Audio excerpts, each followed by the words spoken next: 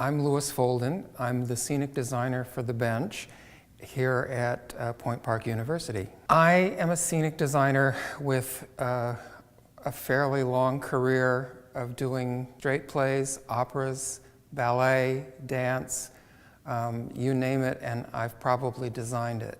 There are big differences between designing for dance and designing for a straight play. With a straight play, you're bound to have all kinds of things like you have to tell the story, you have to have props, you have to have furniture. And with dance, you're supporting the emotion and the rhythm and the expression in a much larger metaphorical way.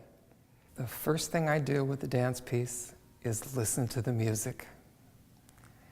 After that, then I want to know what the choreographer has in mind conceptually.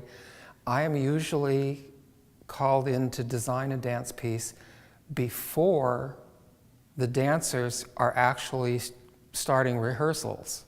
Now we're at the stage where the costume images are coming into it, where the lighting starts to become a factor in what we're working on, and most importantly, the images that are part of the piece in terms of the way they inform the choreography. They've also informed the setting. My biggest task as a set designer is to create an environment where the work of the choreographer looks at home and gives it the oomph that it needs message-wise. And now, with this piece, which is unusual, I've got specific images that talk to me.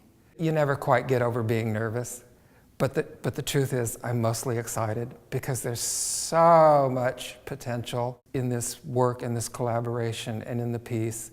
And to be able to look at it at the stage we are now, which is sort of half-formed and rough-hewn, to look at it and just see that it's going to be wonderful is a true joy.